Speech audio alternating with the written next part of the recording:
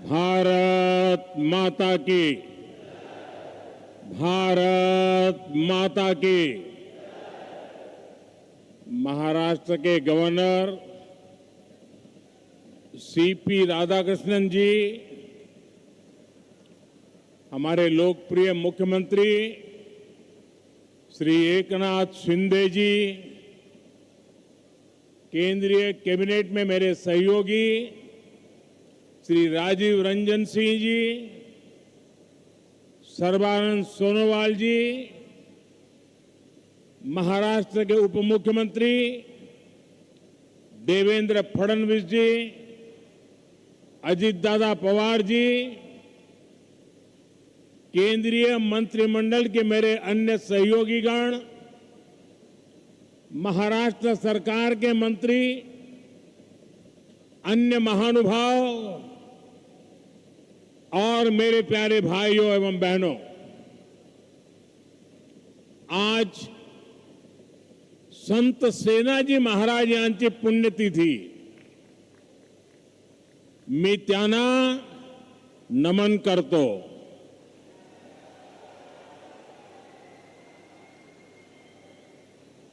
माझ्या सर्व लाडक्या बहिणी आणि लाडक्या भावांना तुमच्या या सेवकाचा नमस्कार।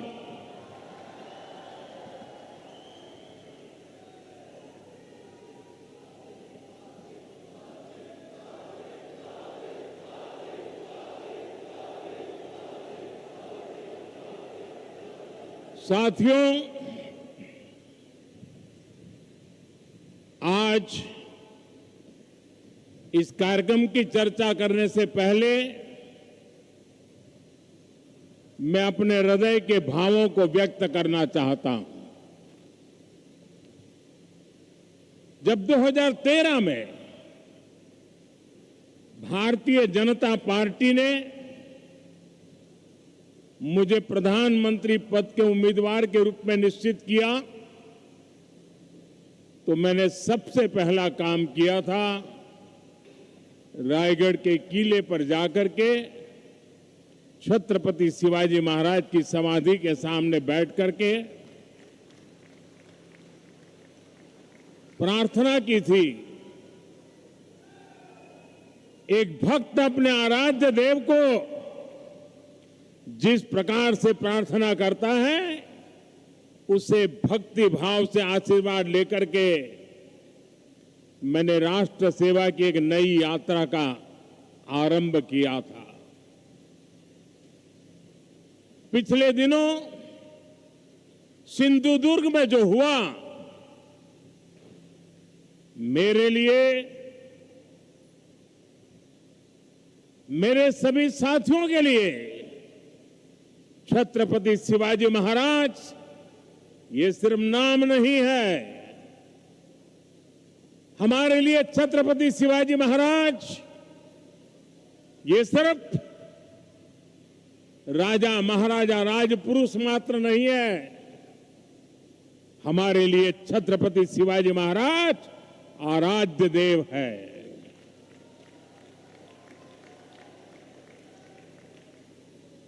और मैं आज सर झुका करके मेरे आराध्य देव छत्रपति शिवाजी महाराज की उनके चरणों में मस्तक रख के माफी मांगता हूं।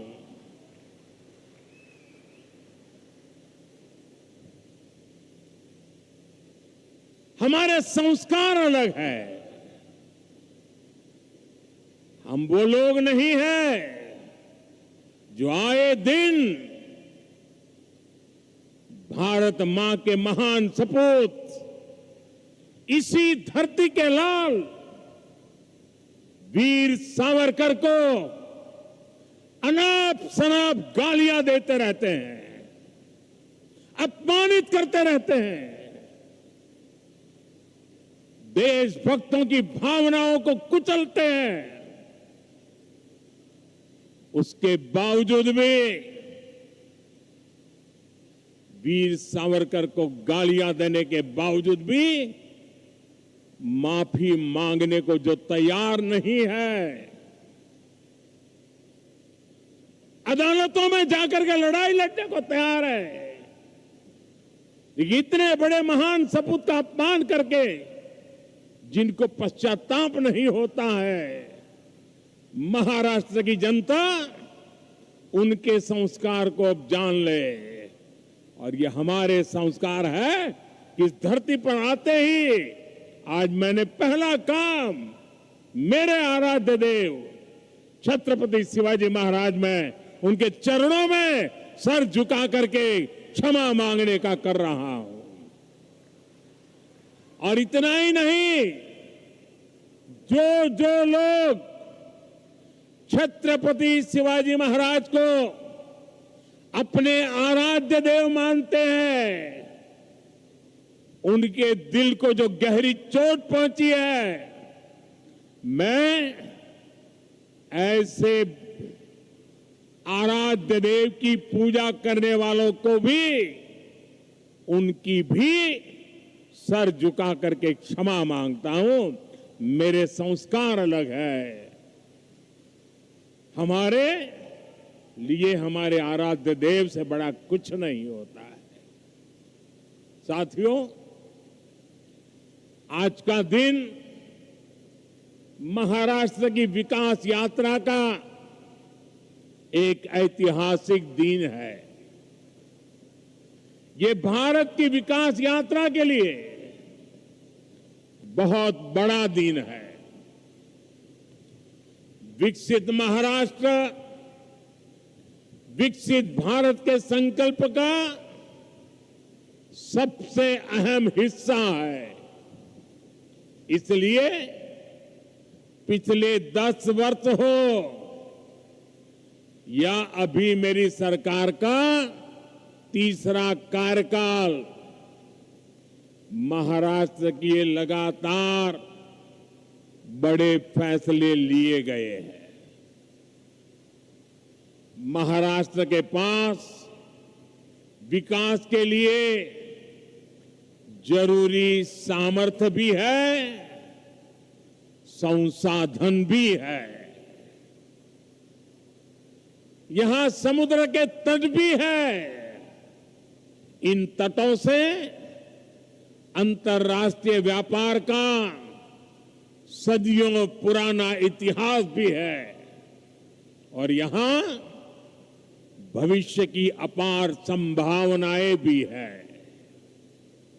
इन अवसरों का पूरा लाभ महाराष्ट्र को और देश को मिले, इसके लिए आज वाढवण पोर्ट की नींव रखी गई है। इस पोर्ट पर 76,000 करोड़ रुपए से ज्यादा खर्च किए जाएंगे। ये देश का सबसे बड़ा कंटेनर पोर्ट होगा।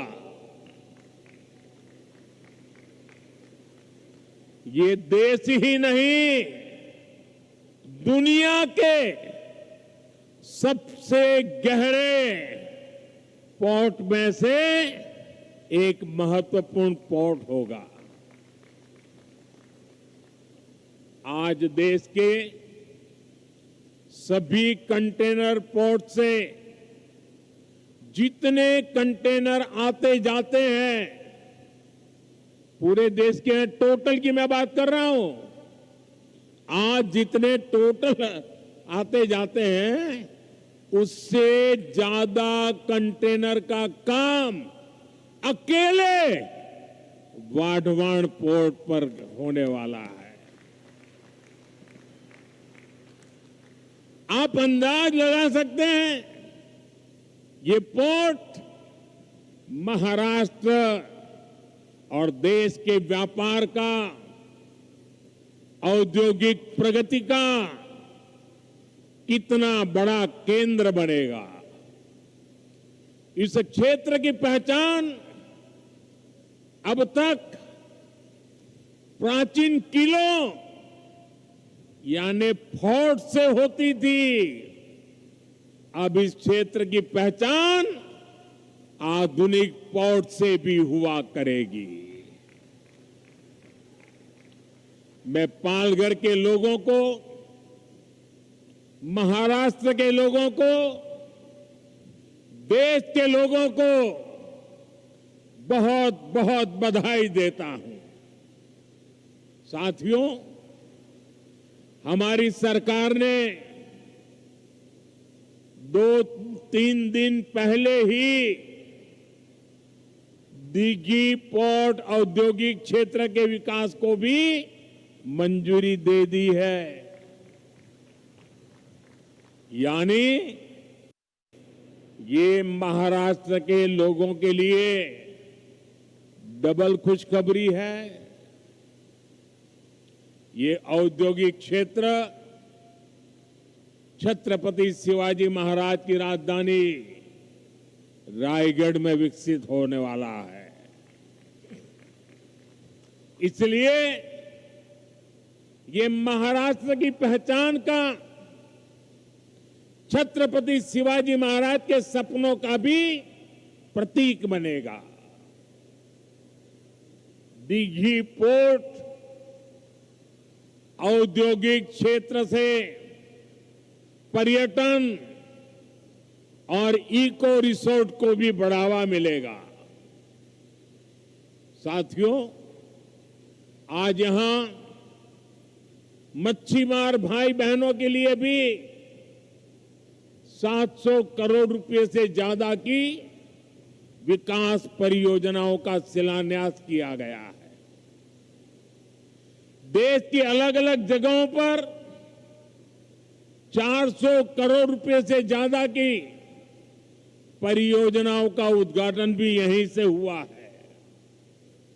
इन सब प्रोजेक्ट के लिए भी अपने मछुआरे भाई बहनों को, आप सभी साथियों को बधाई देता हूं। वाढवण पोर्ट हो, दिघी पोर्ट इंडस्ट्रियल एरिया का विकास हो, फिशरीज की योजनाएं हो, इतने बड़े बड़े काम माता महालक्ष्मी देवी, माता जीवदानी और भगवान तुंगारेश्वर के आशीर्वाद से ही हो रहे हैं।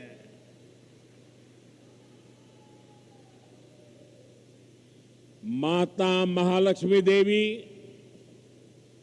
माता जीवदानी आणि भगवान तुंगारेश्वर यांना माझे शत शत नमन। साथियों, एक समय था जब भारत को विश्व के सबसे समृद्ध और सशक्त राष्ट्रों में गिना जाता था। भारत की समृद्धि का एक बड़ा आधार था भारत का सामुद्रिक सामर्थ्य। हमारी इस ताकत को महाराष्ट्र से बेहतर और कौन जानेगा। छत्रपति शिवाजी महाराज, उन्होंने समुद्री व्यापार को, समुद्री शक्ति को एक नई ऊंचाई दी थी। उन्होंने नई नीतियां बनाई, देश की प्रगति के लिए फैसले लिए। कभी हमारी ताकत इतनी थी कि दरिया सारंग कान्होजी आंग्रे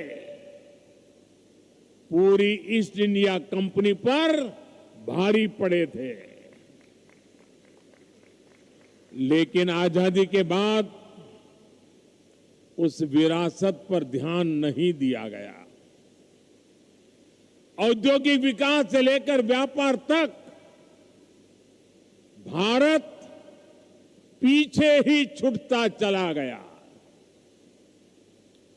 लेकिन साथियों, अब ये भारत नया भारत है। नया भारत इतिहास से सबक लेता है। नया भारत अपने सामर्थ्य को पहचानता है। नया भारत अपने गौरव को पहचानता है। गुलामी की बेड़ियों के हर निशान को पीछे छोड़ते हुए नया भारत समुद्री इंफ्रास्ट्रक्चर में मिल के नए पत्थर लगा रहा है। साथियों, पिछले एक दशक में भारत के समुद्री तटों पर विकास को अभूतपूर्व गति मिली है। हमने बंदरगाहों को आधुनिक बनाया है। हमने जल मार्गों को विकसित किया है। जहाजों को बनाने का काम भारत में हो, भारत के लोगों को रोजगार मिले, सरकार ने इस पर जोर दिया है। इस दिशा में लाखों करोड़ रुपए का निवेश हुआ है। आज इसके परिणाम भी हमें देखने को मिल रहे हैं। ज्यादातर पोर्ट की क्षमता पहले की तुलना में दोगुनी हो गई है। निजी निवेश भी बढ़ा है। जहाजों के आने जाने के समय में भी कमी आई है। इसका लाभ किसे मिल रहा है? हमारे उद्योगों, हमारे व्यापारियों, जिनकी लागत कम हुई है। इसका लाभ हमारे युवाओं को मिल रहा है, जिन्हें नए अवसर मिल रहे हैं। इसका लाभ उन नाविकों को मिल रहा है जिनकी सुविधाएं बढ़ी है। साथियों, आज वाडवर्ण पोर्ट पर पूरी दुनिया की नजर है। दुनिया में वाडवर्ण पोर्ट की बराबरी करने वाले 20 मीटर जितनी गहराई वाले बहुत कम बंदरगाह है। इस पोर्ट पर हजारों जहाज आएंगे, कंटेनर आएंगे।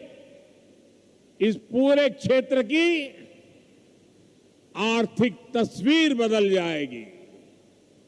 सरकार वाडवर्ण पोर्ट को रेल और हाईवे कनेक्टिविटी से भी जोड़ेगी। कितने ही नए नए व्यापार इस पोर्ट की वजह से यहां शुरू होंगे। यहां वेयर हाउसिंग के काम में बहुत तेजी आएगी। और इसकी लोकेशन, ये तो सोने पर सुहागा है। Western dedicated freight corridor, Delhi Mumbai expressway, सब कुछ बहुत पास है। पूरे साल यहां से कार्गो आएगा जाएगा और इसका सबसे ज्यादा लाभ आप लोगों को मिलेगा, मेरे महाराष्ट्र के भाई बहनों को मिलेगा, मेरी नई पीढ़ी को मिलेगा। साथियों, महाराष्ट्र का विकास ये मेरी बहुत बड़ी प्राथमिकता है। आज मेक इन इंडिया का लाभ महाराष्ट्र को हो रहा है। आज आत्मनिर्भर भारत अभियान का लाभ महाराष्ट्र को हो रहा है। आज भारत की प्रगति में हमारा महाराष्ट्र बहुत बड़ी भूमिका निभा रहा है। लेकिन ये दुर्भाग्य है कि महाराष्ट्र विरोधी दलों ने आपके विकास पर, आपकी भलाई पर हमेशा ब्रेक लगाने की कोशिश की। मैं आज आपको इसका एक और उदाहरण देता हूं। भाई और बहनों, हमारे देश को वर्षों से दुनिया के साथ व्यापार के लिए एक बड़े और आधुनिक पोर्ट की जरूरत थी। महाराष्ट्र का पालघर ही इसके लिए सबसे उपयुक्त जगह है।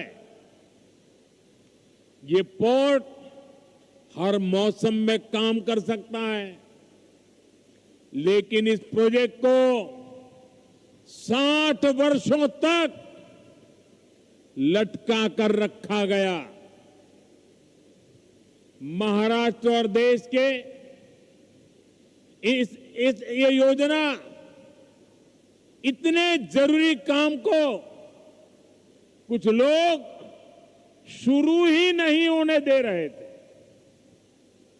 2014 में आप सबने हमें दिल्ली में सेवा करने का मौका दिया। 2016 में जब हमारे साथी देवेंद्र जी की सरकार आई, तब इस पर उन्होंने गंभीरता से काम शुरू करवाया।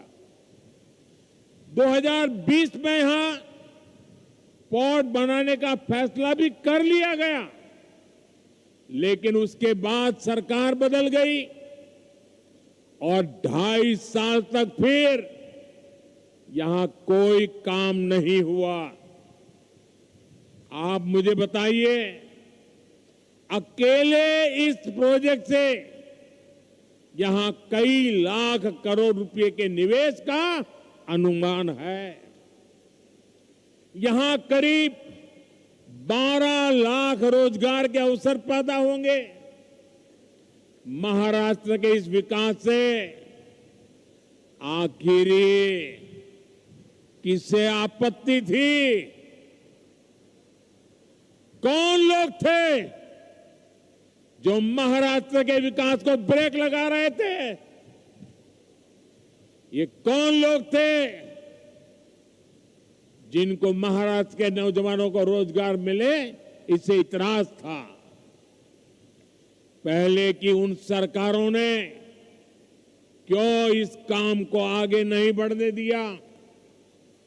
ये बात महाराष्ट्र की जनता को कभी भी भूलना नहीं चाहिए। सच्चाई ये है कि कुछ लोग महाराष्ट्र को पीछे रखना चाहते हैं, जबकि हमारे एनडीए की सरकार, यहां हमारी महायुति की सरकार महाराष्ट्र को देश में सबसे आगे ले जाना चाहती है। साथियों, जब समुद्र से जुड़े अवसरों की बात होती है तो इसमें सबसे अहम भागीदार हमारे मछुआरे भाई बहन हैं। मच्छीमार बंधू भगिनींना, आपल्या 5 से 26 मच्छीमाराची गावे, कोळीवाडे आणि 15 लाख मच्छीमारांच्या लोकसंख्येसह महाराष्ट्राचे मत्स्यपालन क्षेत्रातील योगदान खूप मोठे आहे। अभी मैं पीएम मत्स्य संपदा के लाभार्थी साथियों से बात भी कर रहा था। इनके परिश्रम से 10 वर्षों में कैसे इस सेक्टर की तस्वीर बदली है, कैसे देश की योजनाओं से, सरकार के सेवा भाव से करोड़ों मछुआरों का जीवन बदल रहा है। ये आज हमें देखने को मिल रहा है। आपकी मेहनत ने कितना कमाल किया है, ये जानकर आपको भी खुशी होगी। आज भारत दुनिया का दूसरा सबसे बड़ा मछली उत्पादक देश बन गया है। 2014 में देश में 80 लाख टन मछली का ही उत्पादन होता था। आज करीब करीब 170 लाख टन मछली का उत्पादन भारत कर रहा है।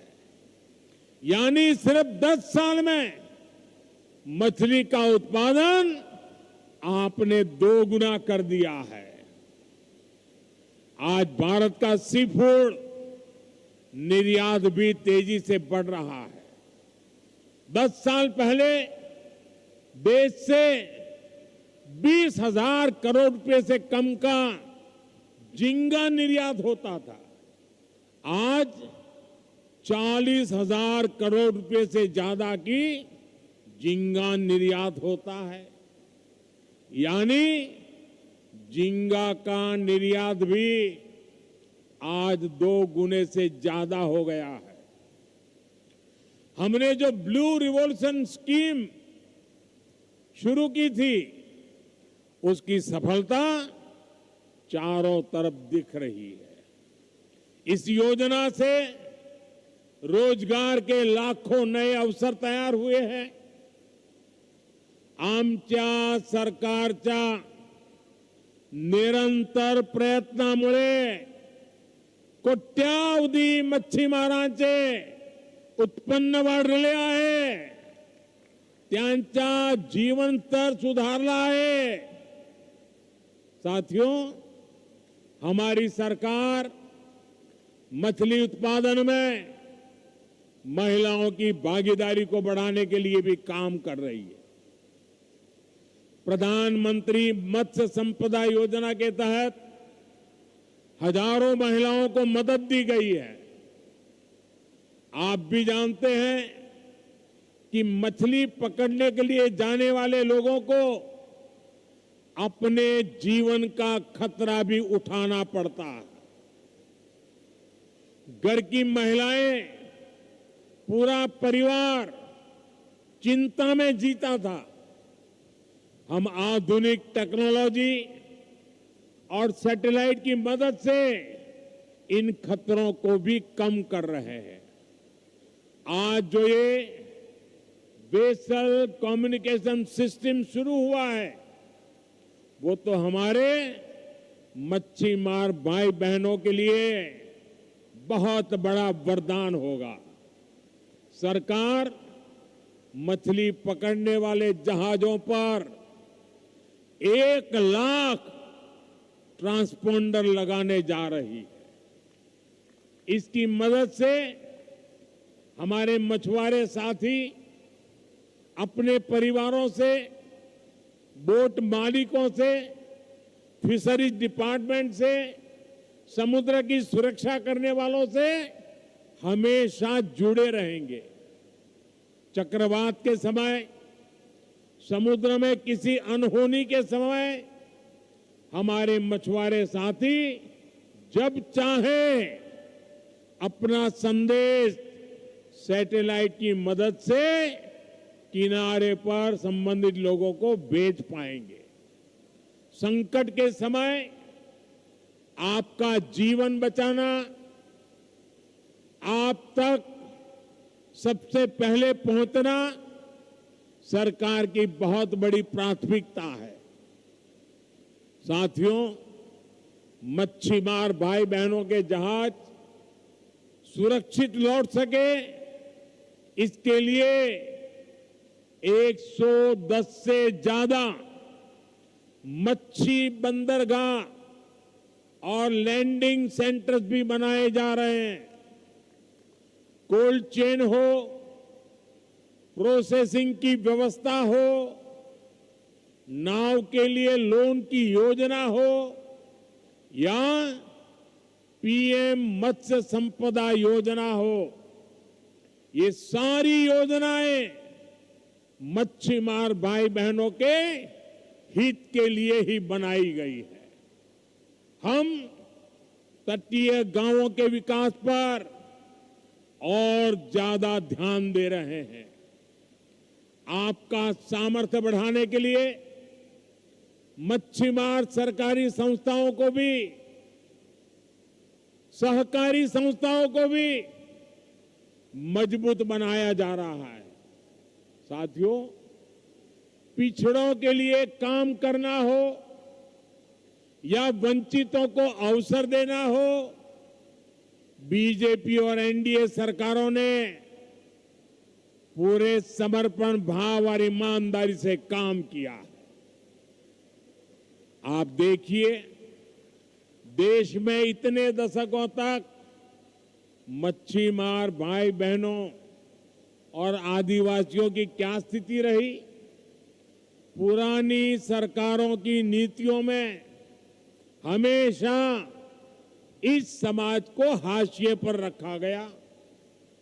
देश में इतना बड़ा आदिवासी बहुल क्षेत्र है, फिर भी आदिवासियों के कल्याण के लिए कभी एक विभाग तक नहीं बनाया गया।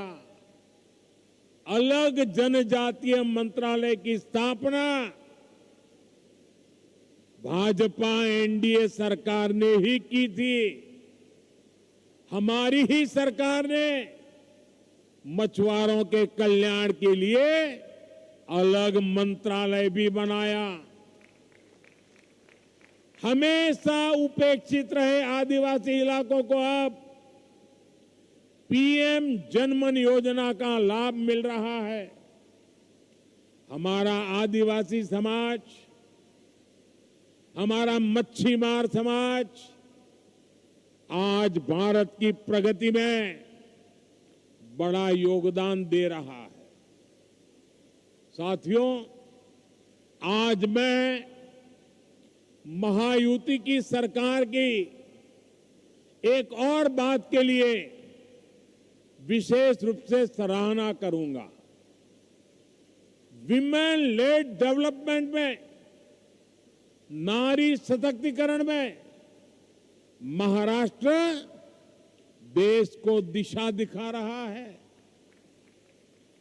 आज महाराष्ट्र में अनेक उच्च पदों पर महिलाएं बहुत ही शानदार काम कर रही है।